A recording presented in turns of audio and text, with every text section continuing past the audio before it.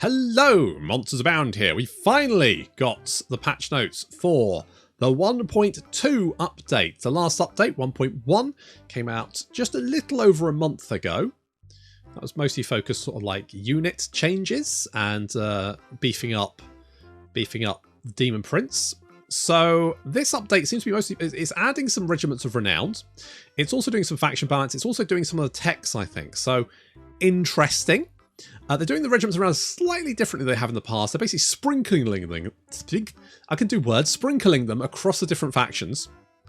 So each faction will have one Regiment of Renown, which is fine, I guess.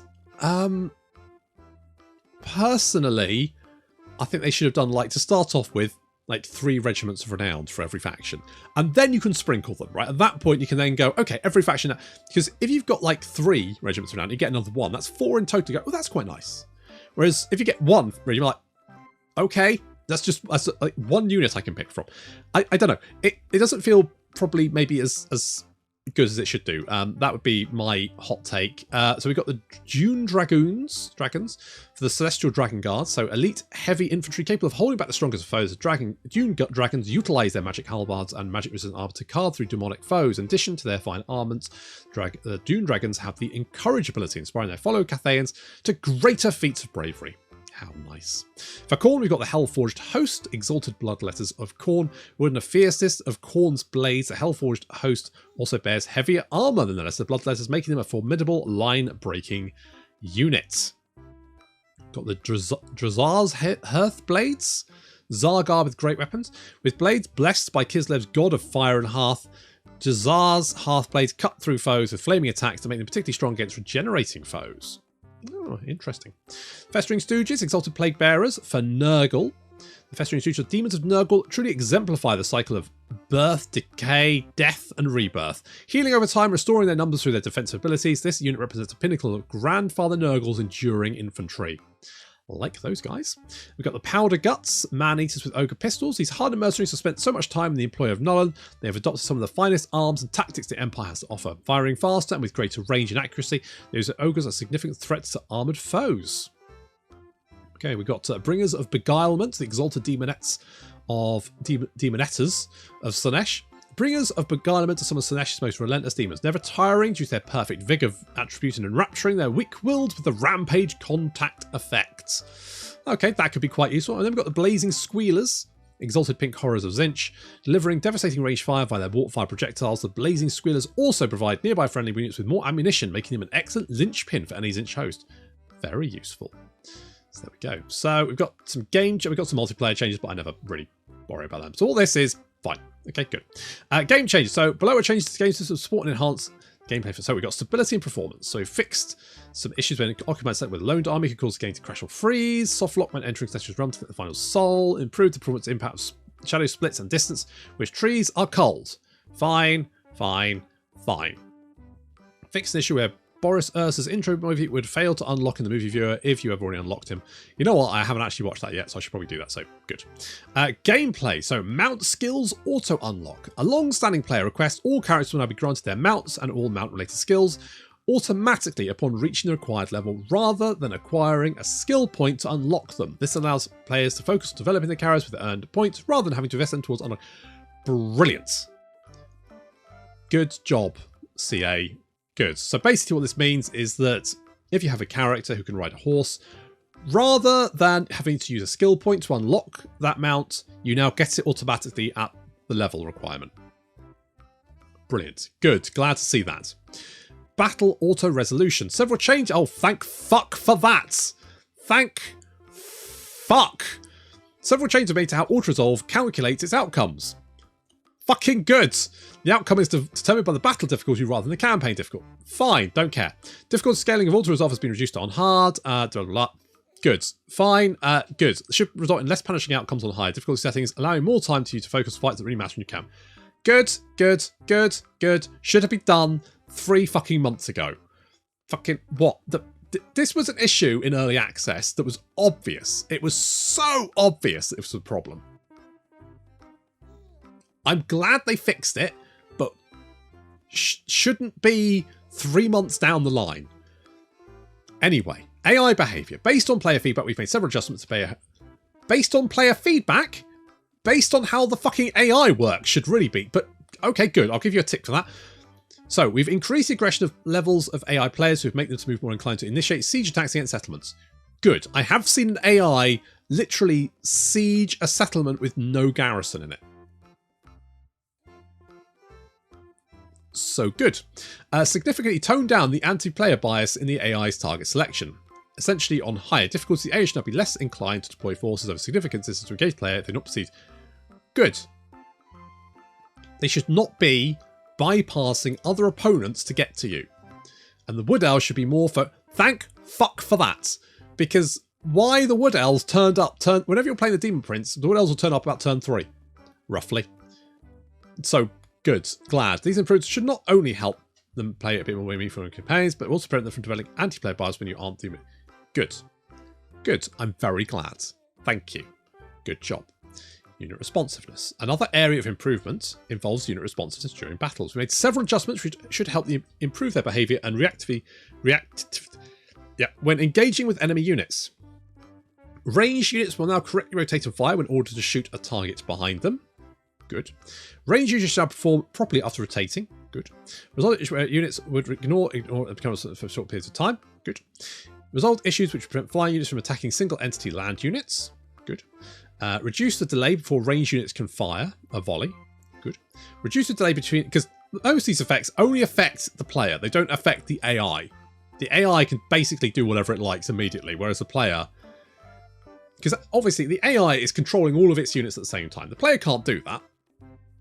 Well, you can to a certain extent, but you can't, like, micro your units at the same time, as the AI can, because it's got control of all of its units at the same time. So, you may notice that sometimes, like, AI missile units will be turning, and they will also fire at the same time, whereas your units can't do that.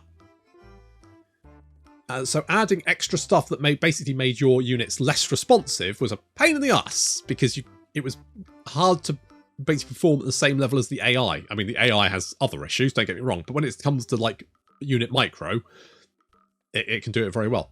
Reduce the delay between raging and responsive issue and anchoring. Good.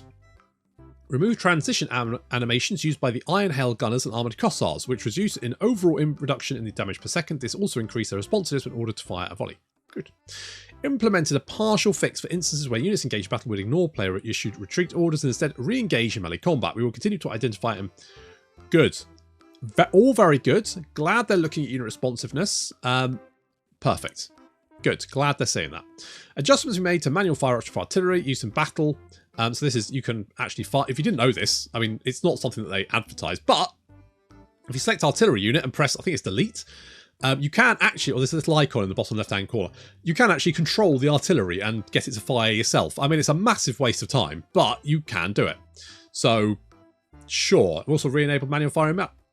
Okay. I have no strong feelings about that either way. Fixed player will result in plagues failing to be removed properly after changing the ownership of and subsequently losing an afflicted army. Okay, good. Players will receive achievements for recruiting greater demon units while playing. Rather be... okay, good. I'm not super bothered about achievements, but fine. So, factions and balance. So, when previewing parts, the stats of demons will now properly consider army effects in the calculation. Perfect. The switchable plagues roll-up button is no longer available when it's not the player's turn. Fine. Fixed an issue prevented the final options of demonic glory from being unlocked when, well, good. Fixed an issue which prevent early game missions from properly awarding undivided glory and findings.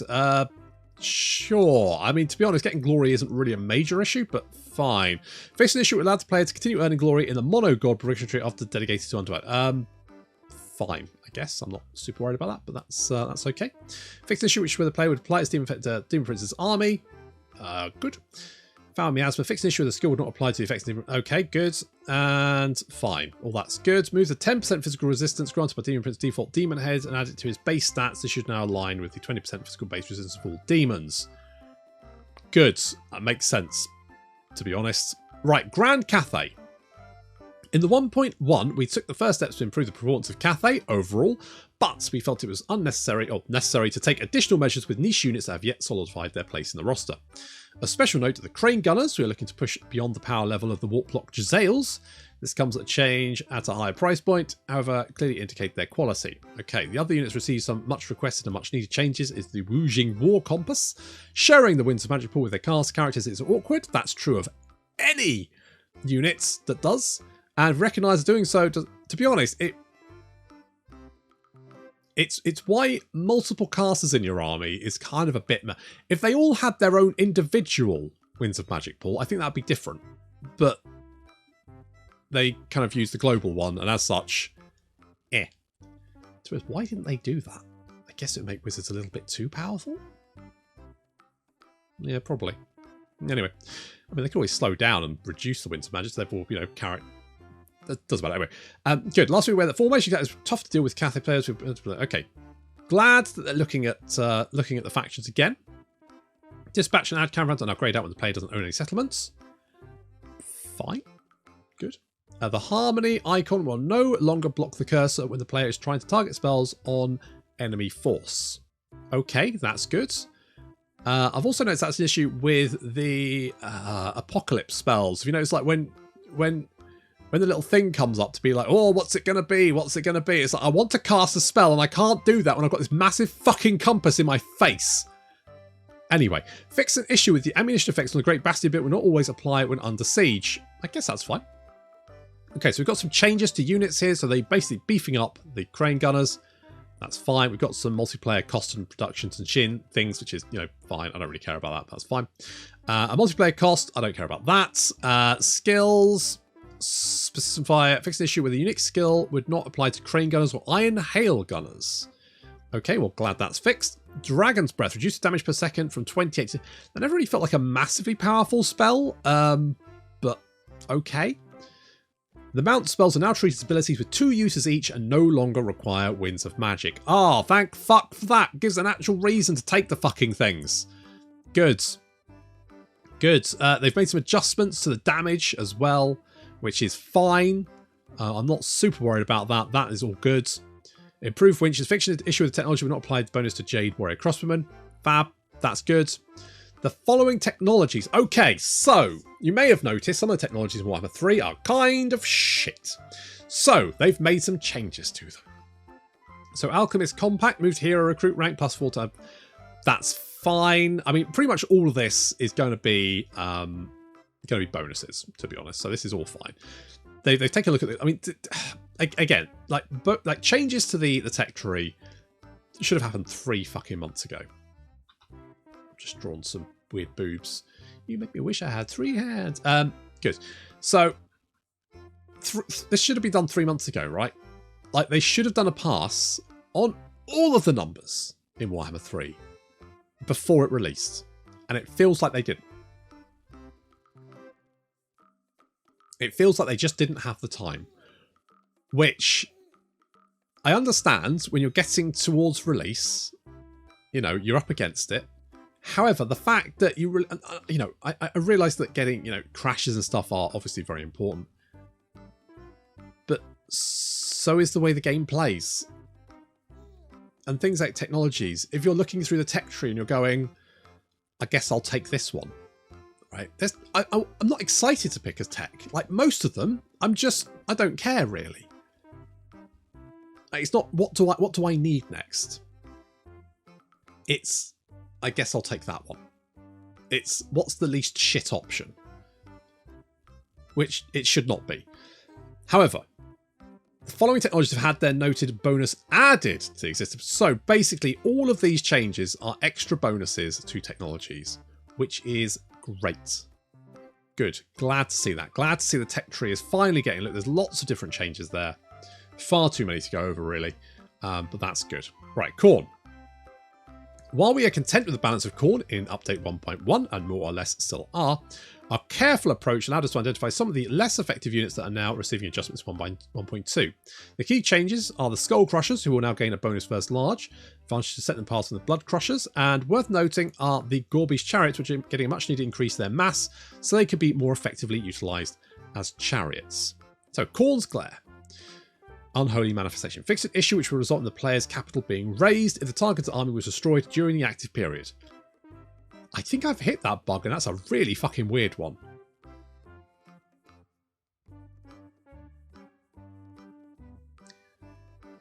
it's like you look back and suddenly your capital's raised. You're like, what? When did that happen? What the fuck happened there? Yeah, so that's glad they fixed that, right.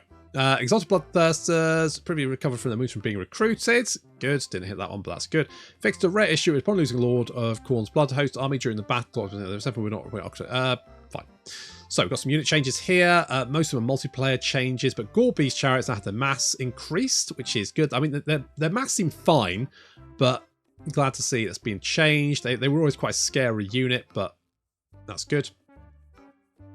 More changes there. Skull Cannon, increased health, increased base weapon damage, multiplayer cost reduction, don't really care about that. More bonus versus large, that's fine. I'm okay with that. Dog fighting, fixed an issue with tech would offer Vanguard deployment to all units in addition to Strider for the foot. That's weird, but sure. And we've now got techs that have been changed from their original functions. So a lot of increases here across the board. Increased missile resistance bonus from 4 to 10%. Increased speed bonus from 10 to 20%. So these are basically just increases across the board. Things that I was like, I looked at the tech tree and I was like, everything just seems very low. So I'm glad to see we've got some extra bonus. I think the Khorne tree was fairly good. I think the Khorne research seemed to be okay. It wasn't too bad across the board. So glad to see that. And we've got some techs that added benefit. So some extra bonuses there. That's good. That's all fine. So in case our objective at one point was to reassess the performance of the sleds after observing the prior fix their change in mass interactions. We felt that given their excellent kiting abilities, it would be appropriate to tone down their usefulness in melee. Okay, I mean, I quite like the wall sleds for dealing with units in melee, but I guess they do have quite potent ranged abilities, so I guess that's fine. When Boris has unlocked the dilemma, offering settlements will now take into account which settlements the player already owns to prevent the display of invalid options. Good. I mean, I had all 3 settlements, I think, when I took him, but does that mean that if you didn't have Erengrad, you could be like, okay, you get Erengrad, and then he'd take control of it? Whatever. No biggie. Okay, so unit changes. Griffin Legion, I've got a little bit of buff there, which is fine. The Wall Sleds have had their bonuses reduced, which is okay, I guess. And then the Warbear Riders have had an armor increase. No, I love the Warbear Riders, so fine. That's all good. Some ability changes there for multiplayer. Don't really care about that. Spells. Now, what have they done anything to Heart of... No, they haven't done... Okay, so we've got some reduced winter magic there for Crystal Sanctuary. Damage per second increase for Ice Maiden's Kiss. Blizzard. Had some changes there. Increased damage per second. Biting Wind damage per second. That's all fine. Got Witch Hunter Conclave. Correct to reference the wrong commandment in the effect text. Good. Following technology has been changed. Okay, so more technology changes. So this is really good. I do like the fact that they are going back over the text. It's really good. So we've got a bunch of changes there. Hopefully this will make the technologies a little bit more compelling. I'll say more compelling, yes. I mean, some of them are fine, and it's a nice bonus to have. But honestly, there was some point where I've got a lot of text unlocked that I could pick, and I'm just looking through them going, I don't know, that one, I guess. But we've got some extra bonuses as well. This all looks fine. I'm happy with all that. Right, Nurgle. With Nurgle, we're making careful tweaks to multiplayer, don't care, while also giving the Great Unclean One the Bound spell treatment. So I think this is true of all demon armies now. So basically all demon factions, the greater demons, you know how they had those, because you had technologies that would give them access to certain spells. But then they've got the same problem as the Wujing Compass, where just because you've got a Great Unclean One who has all of Nurgle's spells unlocked doesn't mean you're going to actually want to cast them. Because what's the fucking point? So now they actually come with those spells with 1 use each. So you effectively have 1 use of each of those Nurgle spells that you've unlocked for each greater demon in your army, which is really cool. So we've got, I don't really care about that. Could go Pestilent Decay at multiplayer settings, don't care. Multiplayer, okay, that's more multiplayer cost, don't care about that. It's Great Unclean One. Spells are now treated as, yes, great. Really like that, really like that change. Don't overbe. If you had an entire stack of Great Unclean Ones, which, let's face it, for Nurgle would be very tricky, but you could potentially do it. How like useful like, well, not useful, but how overpowered is that going to be if you can, like, throw down 20 boils? Like, that might be a little bit overpowered. I don't know. But, you know, I guess if you can manage to recruit 19 ground clean ones, then you should be allowed to do it. So whatever. Right, technology changes. Now, the Nurgle technology, a lot of it was pretty shit. So I'm glad that they're doing this. So we've got some changes across the board. Eye crust, so ward save is now 7% for Plague Bearers Nurgle, and that's nice. A little bit of survivability for the Plague Bearers. Fattening seeds, Plague drones, good. Fleshy growth, 4 to 7, good. Some of the texts for Nurgle were just weird. Increase the speed bonus from 5 to 50. Brilliant. Because Ravenous Tap was like 5% extra speed for Plague Toads. They've only got like 50 speed. So you're like, well, that's what, 2 or 3 extra speeds? Wow. I hope they don't get a fucking speeding ticket. So 15% is going to make it's going to make them feel a little bit faster, which is good. Glad to see that. Also affects Ravenous, in addition to the Plague Toads, no. Good.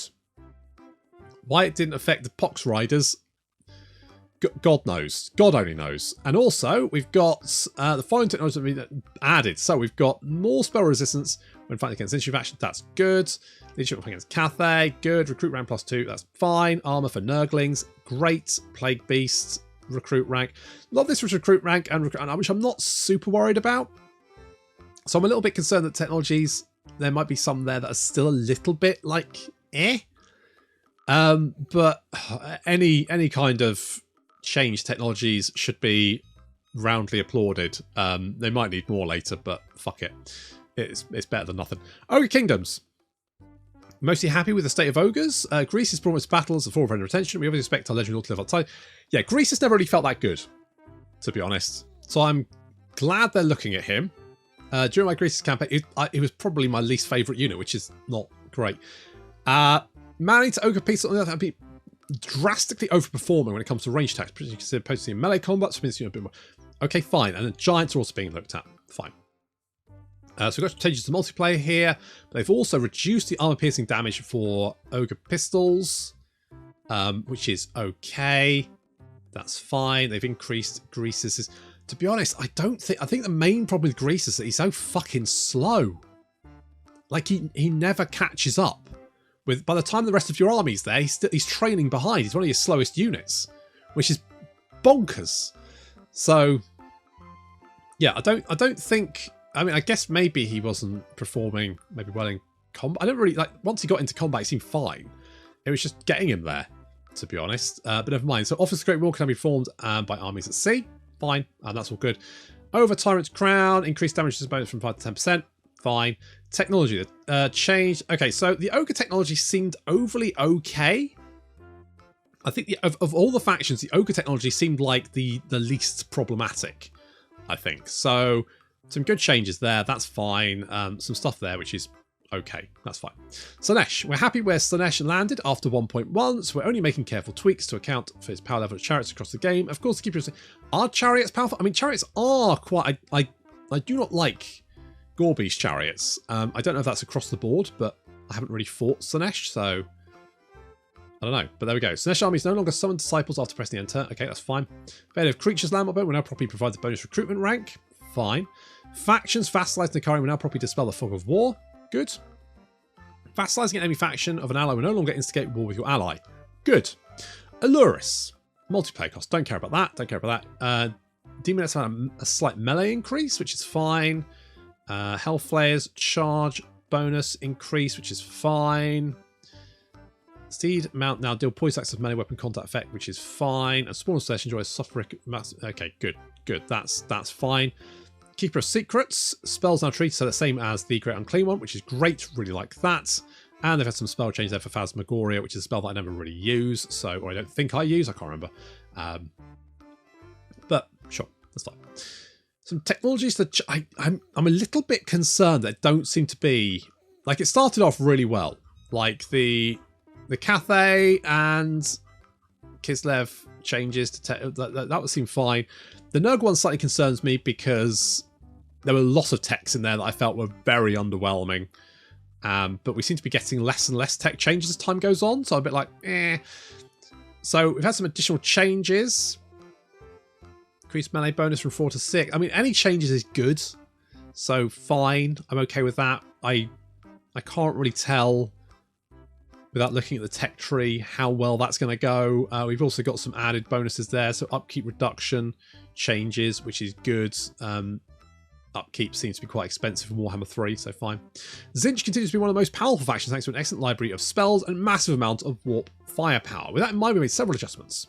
So, we're getting the law to change the balance spell treatment. Fantastic. Screamers are one of the few underwhelming Tzeentch units, so we're looking to bring them on par with the rest of the roster in terms of useness. Good. And lastly, we're keeping a critical eye on Blue Horrors and multiplayer with a higher cost, given that they are the most efficient basic infantry in the game. Fine. Grimoires can no longer be generated by reducing the cost of changing of ways. Oh yes, so you could actually reduce the cost of the changing of ways actions, and so that when you used it, it gave you Grimoires. You could do that. You could make it go negative and actually then provide you with books. Units, some changes there. Screamers have had an armor increase and health increase, which is fine. Lord of Change, getting the bound spells, great. Really like that, especially because Lord of Change, they're probably the weaker of the greater demons. And while they do have those spells, like, I don't know why you take them, generally. Like, the other greater demons seem to have really good uses on top of their spells, which you never used beforehand. Whereas a lot of Change, they're basically their spells. I mean, they can fly, I guess, which is good. Anyway, technology. Some change technology here, not massive. In fact, they've even lowered the recruitment cost reduction from 10% to 9%. Why?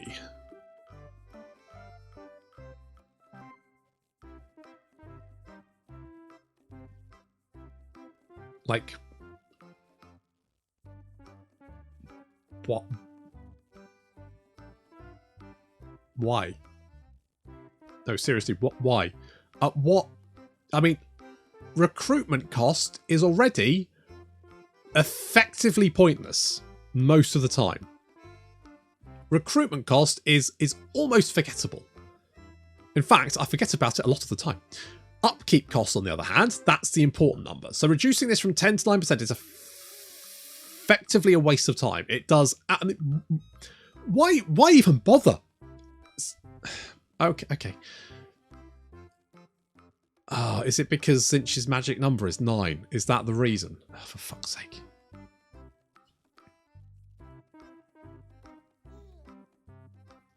So you've made technology worse so that you could go, yeah, but 9 is Tzeentch's number. What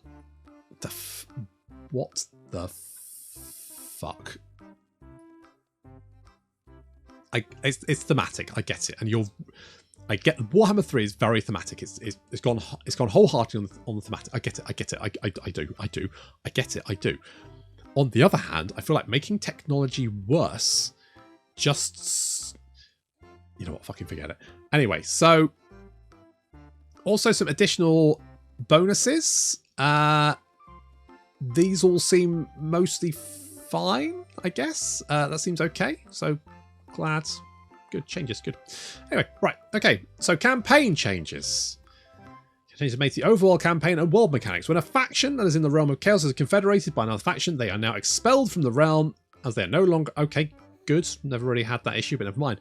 Fixed where certain legendary lords would lose the immortality when confederated. Note, the change will only affect in new campaigns. Good. Fixed an issue where the early game missions asking players to confederate would trigger at the wrong time and unintentionally trigger for the Demon Prince. I guess because you can't confederate anyone, so fine.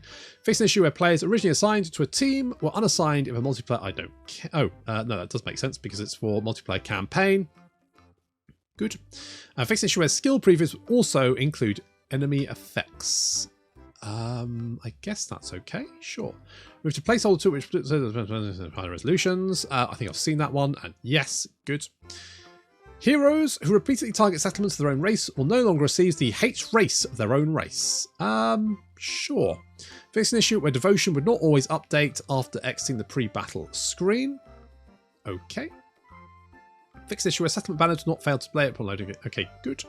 Fix an issue where settlements would lose their walls if occupied Ogre Kingdoms or It was talking about instead of okay, I guess that's fine.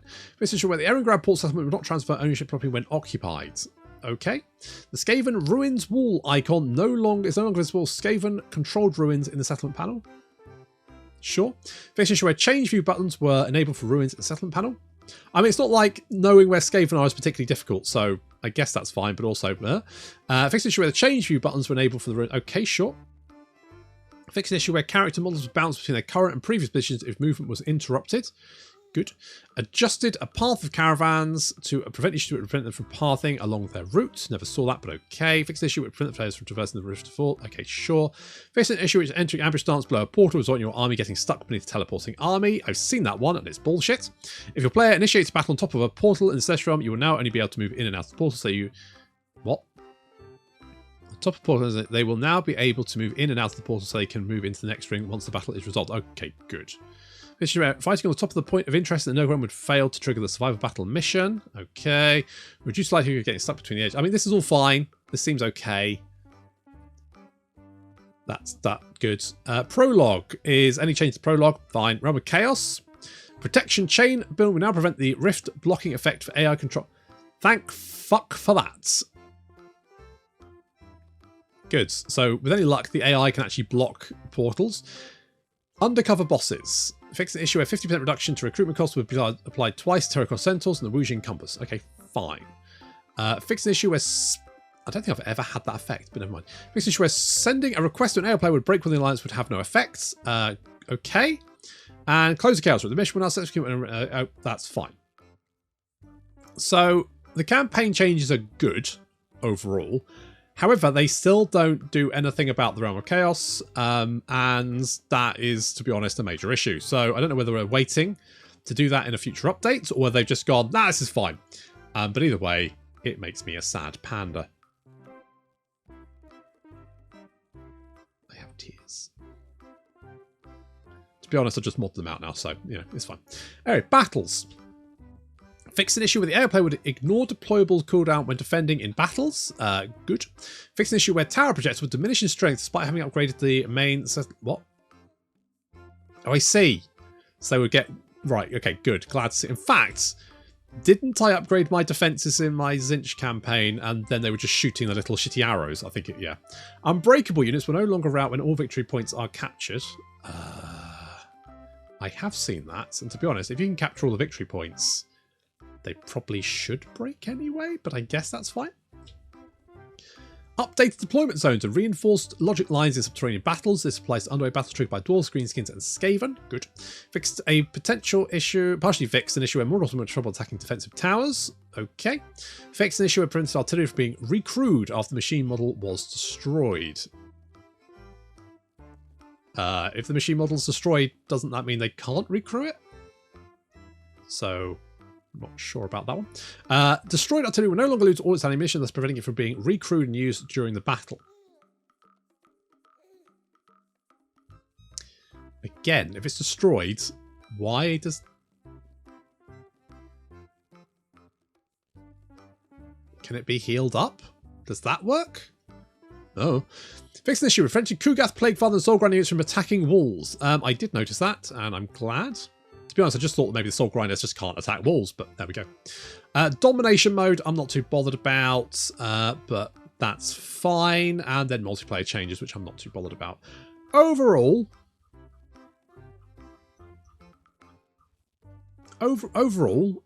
it's, I don't know, I'd probably give this one like a, maybe like a 60 out of 100. Maybe. The tech changes are good. The skill points for mounts being removed is good. The bound spells for units rather than having the spells is good. And I'd like to see more of that, to be honest. So potentially things like the corpse cart having like raised dead spells would be nice. But and you know, tech changes seem good. They seem good. The tech changes are fine. I'll have to look closer at them, see if there's any text there. I still go, what the fuck is that? But still, overall, good. It just doesn't like feel like they're really attacking the main issues in the game, which is the Chaos Realm. And I realise that's a big job to do, but without tackling that, this feels like a sticky plaster over a potentially broken leg. Now, admittedly, I've given myself a mobility scooter in the form of removing the rifts, but that does then remove like the core thing of Warhammer 3. And until we get Immortal Empires, I feel like tackling that major issue, which is the campaign, which I think has gone down like a cup of warm sick to most people. I think it starts off fine, but once you've played it like 3 or 4 times, you realise that it's just the same thing each time. And as such, without dealing with that, it's not really going to change the experience all that much. So the changes are good. I like the bound spells. I like the skill points not having to be spent on mounts. Good. The tech changes should have been done 3 months ago. And there's nothing else in here that makes me go, yes. I mean, the Regiments of Renown are nice, but again, you're getting one per faction, which is not really going to change your life, is it? It's an additional unit you can recruit that it's nice to have, I guess, but yeah. So, 60 out of 100. Plus do better, especially if we're going to have to wait a month for another patch. If this one is like, okay, good, and that's, I think, by where I'm coming down at, I think it's like a, okay, great, and where's the rest of the stuff? Because if you've pushed back things like Immortal Empires, like the first content drops, that's fine, but in the meantime, these things feel like issues that were pretty easy to fix. I'm fairly sure modders could have done a lot of this, and in fact I think they have done a lot of this stuff months ago. So, not great, but I guess better than nothing. Hopefully I'll be back next month with more patch notes. Thank you very much for watching, and I'll see you next time.